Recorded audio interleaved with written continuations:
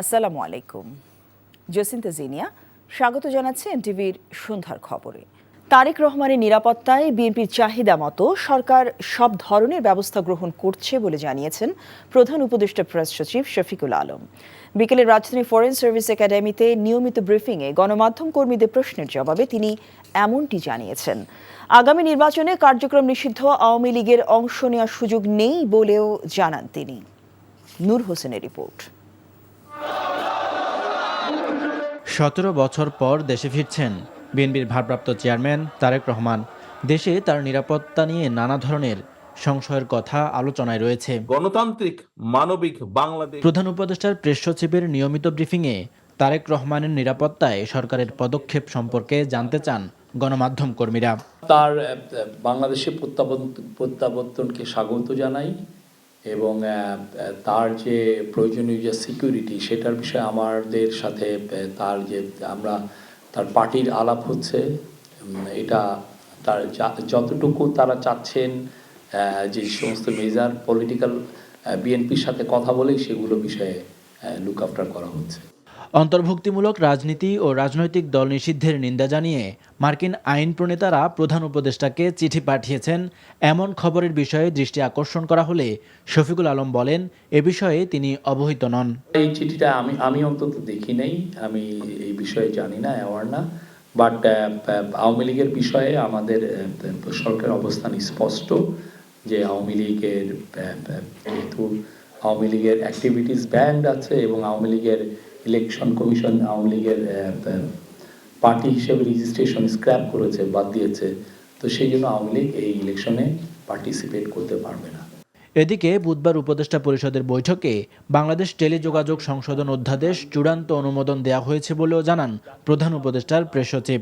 অধ্যাদেশে কোনো অবস্থাতেই ইন্টারনেট বন্ধ না করার বিধান রাখা হয়েছে। এছাড়া বৈঠকে ২০২৫-২৬ অর্থবছরের সংশোধিত বাজেট অনুমোদিত হয়েছে বলেও জানান শফিকুল আলম। নূর হোসেন, এনটিভি নিউজ, ঢাকা। সম্ভাব্য প্রার্থীদের নির্বাচনী আচরণবিধি লঙ্ঘনে ব্যবস্থা নিতে নির্বাচন কমিশনের প্রতি আহ্বান জানিয়েছে জামায়াত ইসলামী ও জাতীয় নাগরিক পার্টি এনসিপি।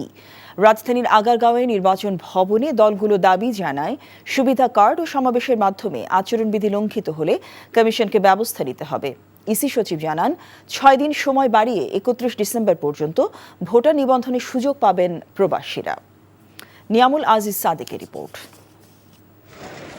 নির্বাচন কমিশনের নির্দেশনা সত্ত্বেও পোস্টার ব্যানার সরেনি রাজধানীর বিভিন্ন এলাকায়। এ কারণে সবার জন্য সমান সুযোগ দেওয়ার দাবি নিয়ে নির্বাচন ভবনে যান এনসিপি নেতারা। তারা বলেন, নিরাপত্তা নিয়ে ইসির আশ্বাসে সন্তুষ্ট। সকল দলের প্রার্থীদের ক্ষেত্রে যাতে নিরাপত্তা নিশ্চিত করা হয়।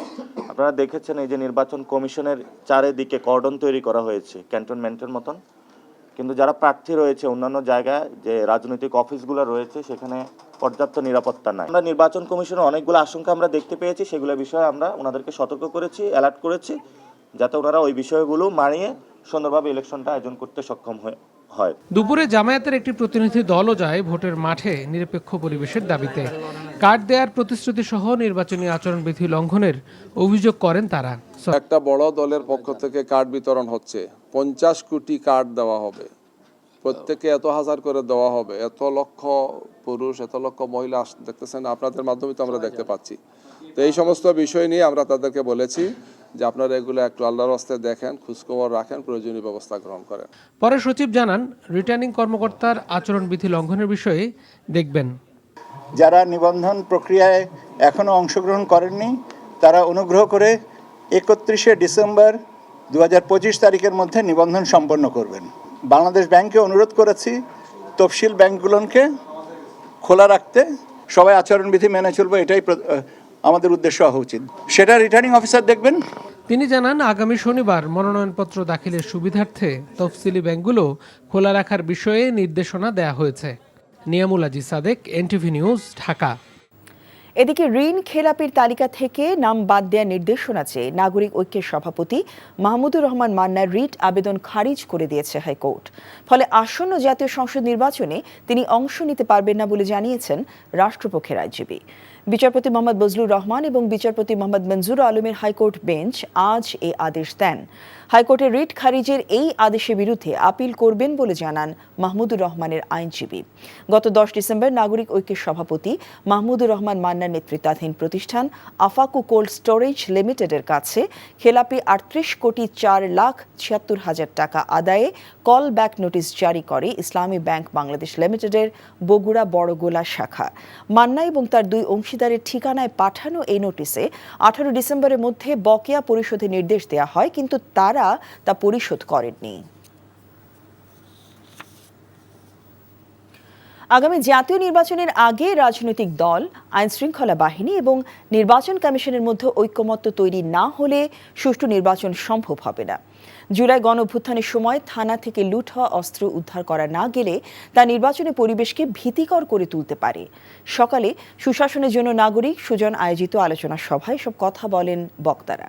এতে নির্বাচন ব্যবস্থা সংস্কার কমিশনের সদস্যরা জানান, নির্বাচন কেন্দ্রিক চ্যালেঞ্জগুলো চিহ্নিত করেই সুষ্ঠু নির্বাচন করতে হবে। সেলিম মালিকের রিপোর্ট। নির্বাচনী ব্যবস্থার সংস্কার কমিশনের সুপারিশগুলো কতটুকু এগিয়ে নিয়েছে অন্তর্বর্তী সরকার, সে বিষয়ে আলোচনা করতেই সুজনের এই গোলটেবিল বৈঠক। কমিশনের সদস্যরা জানান, সুষ্ঠু নির্বাচন প্রশাসনের দেয়া উপহার নয়, বরং দায়িত্ব। এখানে উপহার দেওয়ার ব্যাপারটা কিছু না, এখানে একজন সাংবিধানিক দায়িত্ব পালন করবে আর আরেকজন সাংবিধানিক অধিকার প্রয়োগ করবে। প্রত্যেক এগিয়ে এসে একটা শব্দ উচ্চারণ হচ্ছে জাতীয় ঐক্যমত, এই জিনিসটা লাগবে। এটা না হলে আমরা সুষ্ঠু নির্বাচন দেখতে পাবো না। এতে সিপিডির সম্মাননীয় ফেলো ডক্টর দেবপ্রিয় ভট্টাচার্য জানান, প্রশাসন ও রাজনৈতিক দলগুলোর মধ্যে ঐক্যমত্য তৈরি না হলে সুষ্ঠু নির্বাচন অধরাই থেকে যাবে। যে পরিমাণ অস্ত্র লুট হয়ে গিয়েছিল 5ই আগস্টের পরে, তার বহু অংশ এখনো বাইরে রয়ে গেছে। এছাড়া আপনার সীমান্তের ওপার থেকে অস্ত্র আসছে, এটাও আমরা শুনছি। সেহেতু এইরকম ক্ষেত্রে অস্ত্র উদ্ধার যদি কার্যকরভাবে না হয়, তাহলে যেই নিরাপত্তার কথাটা আমরা বলছি সেটা হবে না। তিনি জানান, নির্বাচনে প্রার্থীদের অতিব্যয় নির্বাচনোত্তর দুর্নীতিকে উস্কে দিবে। নির্বাচনোত্তর দুর্নীতি হলো ওই ব্যয়কে আবার আদায় করার ক্ষেত্রে জনগণের কাছ থেকে। সেহেতু নির্বাচনী ব্যয়কে শুধু নির্বাচন ধরে দেখলে হবে না, সামগ্রিক দুর্নীতি বিরোধী অভিযানের অংশ হিসেবে দেখতে হবে যে এই মুহূর্তে মনোনয়ন বাণিজ্যের মাধ্যমে নির্বাচনী ব্যয় ইতিমধ্যে বৃদ্ধি পেয়েছে। আর সুজন সম্পাদকের মতে, সুষ্ঠু নির্বাচন অনুষ্ঠানে ভোটারদেরও সচেতন হতে হবে। নাগরিকদেরকে সচেতন করা, যাতে তারা তাদের অধিকার প্রয়োগ করতে পারে এবং যারা দায়িত্বপ্রাপ্ত তারা যাতে দায়িত্বটা সঠিকভাবে পালন করে, যাতে আমাদের জন্য একটা সুষ্ঠু নিরপেক্ষ নির্বাচন নিশ্চিত হয়। সেলিম মালিক, এনটিভি নিউজ, ঢাকা। রামপুরায় 28 জনকে হত্যা মামলায় সেনা কর্মকর্তা কর্নেল রেদওয়ানুল ইসলাম, মেজর রাফাত বিন আলম এবং 2 পুলিশ কর্মকর্তার বিরুদ্ধে বিচার শুরুর আদেশ দিয়েছে আন্তর্জাতিক অপরাধ ট্রাইব্যুনাল 1। সাক্ষ্য গ্রহণের দিন ধার্য করা হয়েছে আগামী 20 জানুয়ারি। এদিন যাত্রাবাড়িতে ইমাম হাসান তাইম হত্যা মামলায় সাবেক ডিএমপি কমিশনার হাবিবুর রহমান, সুদীপ কুমার চক্রবর্তী সহ 11 জনের বিরুদ্ধে আনুষ্ঠানিক অভিযোগ দাখিল করা হয়েছে। তামজিদ সুমনের রিপোর্ট। জুলাই আগস্টের আন্দোলনে যাত্রাবাড়ি ও উত্তরাসহ কয়েকটি স্থানে ভয়াবহ নৃশংসতার ঘটনা ঘটে। এসব ঘটনার মধ্যে রামপুরা ছিল অন্যতম। প্রসিকিউশন বলছে, 19 জুলাই তৎকালীন বিজিবি কর্মকর্তা লেফটেন্যান্ট কর্নেল রেদওয়ানুল ইসলাম ও মেজর রাফাত বিন আলমের নির্দেশে গুলিতে প্রাণ হারান অন্তত 28 জন। বুধবার সেনা কর্মকর্তা কর্নেল রেদওয়ানুল ইসলাম, মেজর রাফাত বিন আলম ও 2 পুলিশ কর্মকর্তার বিরুদ্ধে বিচার শুরুর আদেশ দিলেন ট্রাইব্যুনাল 1। সাক্ষ্য গ্রহণের দিন ধার্য হয় 20 জানুয়ারি। স্পেসিফিক্যালি এই 2 জন আসামি অতি উৎসাহী হয়ে তারা কমান্ডিং পজিশনে থেকে এই 2 দিন তাদের নেতৃত্বে রামপুরা এবং বনশ্রী এলাকায় হত্যাযজ্ঞ চলেছে। সে কারণে সমস্ত সাক্ষ্য প্রমাণ বিশ্লেষণ করে আদালত তাদের বিরুদ্ধে আনুষ্ঠানিক অভিযোগ আজকে গঠন করেছেন। অকাট্য প্রমাণাদি, ক্রিস্টাল ক্লিয়ার এভিডেন্স উপস্থাপনের মাধ্যমে আসামিদের যে সম্পৃক্ততা সেটা আমরা আদালতে প্রমাণ করব। এই 2 জন আসামিকে আমরা ডিফেন্ড করছি। এই 2 জন আসামি বেকসুর খালাস পাবে ইনশাল্লাহ এবং মুক্ত হয়ে ফিরবে এবং ন্যায় বিচার আমরা পাবো। গুমের মামলায় বিচার বিলম্বিত ও ভিন্ন খাতে নিতে আসামিপক্ষ অপচেষ্টা চালাচ্ছে বলে অভিযোগ করেন তাজুল ইসলাম। তারা আসলে মামলাটাকে লম্বা করতে চান, টেনে নিতে চান। তারা বিশ্বাস করেন যদি বেশি সময় তারা নষ্ট করতে পারেন তাহলে হয়তো তারা এই মামলার দায় থেকে রক্ষা পাবেন। তারা এই সময়ের জন্য আননেসেসারি ক্যাওস তৈরি করে, কোর্টের মধ্যে সিচুয়েশন তৈরি করে তারা মিডিয়াতে আসতে চান। তারা এটাকে নিয়ে হাইলাইটেড করতে চান। চিফ প্রসিকিউটর প্রসিকিউশনের সমালোচনার মাধ্যমে বিচারটাকে প্রশ্নবিদ্ধ করার চেষ্টা করেন। সব কিছুই অসৎ উদ্দেশ্যে তারা করেছেন। এদিন যাত্রাবাড়িতে ইমাম হাসান তাইম হত্যা মামলায় সাবেক ডিএমপি কমিশনার হাবিবুর রহমান, সুদীপ কুমার চক্রবর্তী সহ 11 জনের বিরুদ্ধে আনুষ্ঠানিক অভিযোগ দাখিল করেছে prosecution. Tamjid Suman, NTV news, Dhaka. বাংলাদেশে নবায়নযোগ্য জ্বালানি থেকে বিদ্যুৎ উৎপাদন প্রকল্পে ব্যয় নির্ধারণে ব্যাপক অনিয়মের প্রমাণ পেয়েছে ট্রান্সপারেন্সি ইন্টারন্যাশনাল বাংলাদেশ টিআইবি। সংস্থাটির এক গবেষণায় বলা হয়েছে, সৌর বিদ্যুৎ উৎপাদনে যেখানে প্রতি মেগাওয়াটে গড়ে 8 কোটি টাকা ব্যয় হওয়ার কথা, সেখানে 6টি প্রকল্পে গড়ে 13.8 কোটি টাকা ব্যয় দেখানো হয়েছে। এতে মোট অতিরিক্ত ব্যয় দাঁড়িয়েছে 2,926 কোটি 88 লাখ টাকা। সকালে রাজধানীতে বাংলাদেশের নবায়নযোগ্য জ্বালানি থেকে বিদ্যুৎ উৎপাদন, সুশাসনের চ্যালেঞ্জ ও উত্তরণের উপায় গবেষণা শীর্ষক সংবাদ সম্মেলনে এ তথ্য উঠে আসে। গবেষণায় দেখা যায়, দেশের মোট বিদ্যুৎ উৎপাদনের সক্ষমতা প্রায় 28,000 মেগাওয়াট হলেও নবায়নযোগ্য উৎস থেকে বিদ্যুৎ উৎপাদনের অংশ মাত্র 4.8%। বিপুল সম্ভাবনা থাকা সত্ত্বেও এ খাতে কার্যকর নীতিগত অগ্রাধিকার দেওয়া হয়নি বলে প্রতিবেদনে উল্লেখ করা হয়। গত 1.5 বছরে দেশে নতুন চাঁদাবাজদের ট্রেইলার হয়েছে। নির্বাচনের পর পুরো ফিল্ম জনগণ দেখতে পাবে বলে মন্তব্য করেছেন এনসিপি দক্ষিণাঞ্চলের মুখ্য সংগঠক হাসনাত আব্দুল্লাহ। বিকেলে ইনকিলাব মঞ্চের মুখপাত্র শহীদ শরীফ ওসমান হাদিকে নৃশংসভাবে হত্যার প্রতিবাদে ফেনীতে শোক ও সংহতি সমাবেশে তিনি এ কথা বলেন। আর এনসিপির সিনিয়র যুগ্ম আহ্বায়ক সামান্থা শারমিন বলেছেন, বড় দল কিছু ছোট দলকে নিয়ে সংস্কার বিরোধী ঐক্যজোট গঠন করছে, তাই জনগণকে সজাগ থাকার আহ্বান জানান তিনি। অনুষ্ঠানে প্রধান অতিথি ছিলেন AB party chairman Mujibur Rahman Manju. কিছু আবাসন ব্যবসায়ের অনিয়মের কারণে জনমনে বিভ্রান্তি তৈরি হচ্ছে জানিয়ে রাজউক চেয়ারম্যান প্রকৌশলী রিয়াজুল ইসলাম বলেন, ঢাকাকে বসবাসযোগ্য করতে শুধু ব্যবসায়িক স্বার্থ নয়, জনগণের স্বার্থ বিবেচনা করতে হবে। রাজধানী আগারগাঁও চীন মৈত্রী সম্মেলন কেন্দ্রে আয়োজিত আবাসন ব্যবসায়ীদের সংগঠন রিহ্যাব মেলার উদ্বোধন শেষে এসব কথা বলেন রাজউক চেয়ারম্যান। জানান, প্রয়োজনে ঢাকাকে নিয়ে প্রণীত ডিটেইলড এরিয়া প্ল্যানকে সময়ের সাথে তাল মিলিয়ে আরও আধুনিক করে সংশোধন করা হবে। আবাসন ব্যবসায়ীদের নিয়ে জনমনে যে নেতিবাচক ধারণা রয়েছে তা সঠিক নয় জানিয়ে প্রকৌশলী রিয়াজুল ইসলাম বলেন, ঢাকার আবাসন ব্যবস্থাপনা উন্নয়নে রাজুকের কর্মকর্তা সহ রিহ্যাব একসাথে কাজ করবে।